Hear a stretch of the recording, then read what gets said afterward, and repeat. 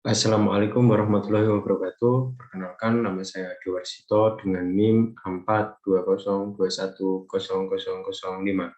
Saya praktikan dari kelas A. Di sini saya akan melaksanakan presentasi sanitasi lingkungan. Yang pertama, saya akan menjelaskan pengertian dulu tentang sanitasi lingkungan. Sanitasi lingkungan merupakan kegiatan yang dilakukan secara sengaja atau cara pengawasan terhadap beberapa faktor yang ada di lingkungan untuk membudayakan hidup bersih. Kegiatan sanitasi ini bertujuan untuk menjaga kesehatan demi menjamin dan mewujudkan kondisi yang baik dalam bidang kesehatan, terutama kesehatan masyarakat. Karena faktor lingkungan tentunya juga bisa mempengaruhi kesehatan masyarakat di sekitarnya. Untuk kategori formulir atau kategori yang akan kami wawancarakan terhadap responden, yang pertama ada kebiasaan mencuci tangan dan menggunakan masker, yang kedua kebiasaan menggunakan alas kaki, yang ketiga kebersihan kuku, yang keempat observasi sanitasi air bersih atau jenis sumber air yang digunakan responden dalam kebutuhan sehari-hari. Terus yang kelima ada observasi air bersih atau jenis sarana prasarana perairan yang dilakukan responden. Yang keenam ada observasi jamban atau jenis toilet yang digunakan untuk MCK responden. Yang terakhir ada saluran pembuangan air limbah. Saya mengambil 3 responden. Yang pertama ada Bapak Sukiti, yang kedua ada Bapak Wardoyo, yang ketiga ada Bapak Suparman. Hasil dari wawancara responden 1 atau Bapak Sukiti yang kategori A sampai B sudah dilaksanakan semua, dan kategori C kecuali nomor 2, 3, dan 4. Kategori D menggunakan toilet pribadi, sumber air minum dari sumur dalam dengan kriteria risiko pencemaran rendah. Terus kategori E menggunakan pipa sambungan pribadi, digunakan untuk mencuci, dan suplai dari penjual air digunakan untuk memasak. Disimpan pada tandon yang dibersihkan rutin dengan kriteria risiko pencemaran rendah. Kategori F memiliki jamban berjenis leher angsa dengan septic tank dan resapan dengan jarak dari sumber air bersih lebih dari 50 meter. Keadaan jamban sudah tertutup dari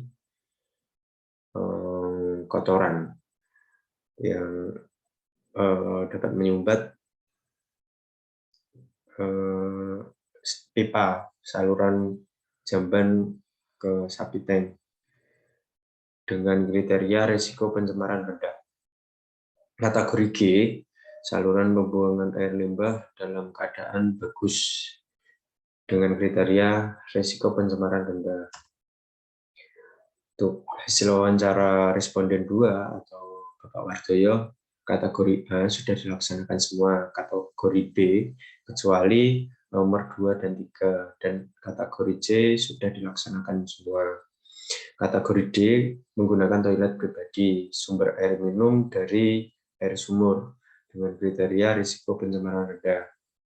Untuk kategori E menggunakan pipa sambungan pribadi, digunakan untuk mencuci saja, disimpan pada tandon yang dibersihkan rutin sehingga tidak ada pencemaran dengan kriteria risiko pencemaran rendah. Kategori F memiliki jamban berjenis leher angsa dengan septic tank dan resapan dengan jarak dari sumber air bersih lebih dari 10 meter. Keadaan jamban sudah tertutup dan bersih dengan kriteria risiko pencemaran rendah. Kategori G, saluran pembuangan air limbah bagus dengan kriteria risiko pencemaran rendah. Terus hasil wawancara responden terakhir, yaitu Bapak Suparman, kategori A dan B sudah dilakukan semua, dan kategori C, kecuali nomor 3 dan 4. Kategori D, menggunakan toilet pribadi, sumber air minum dari air galon, dengan kriteria risiko pencemaran rendah.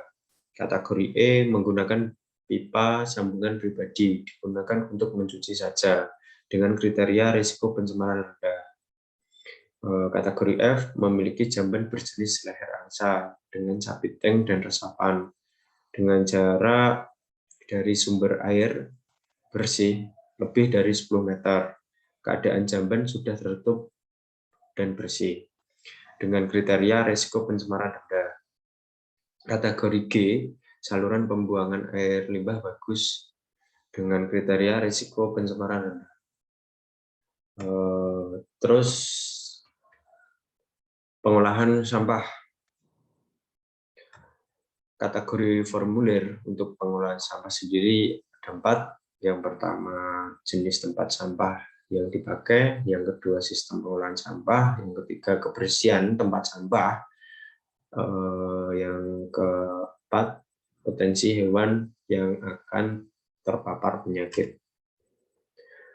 Di sini saya juga mengambil 3 responden. Yang pertama Ibu Arsi, yang kedua Ibu Rini Yulianti, yang ketiga Ibu Sri.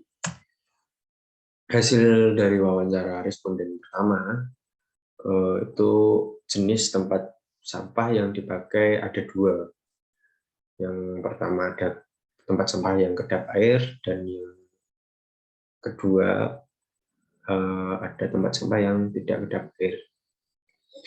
Sistem pengolahan sampahnya dengan cara mandiri, yaitu dibakar. Yang sampah dibersihkan setiap hari dengan kategori kriteria rendah. Sampah dibuang di kebun belakang rumah sehingga dapat berpengaruh kepada hewan, terutama ayam kampung.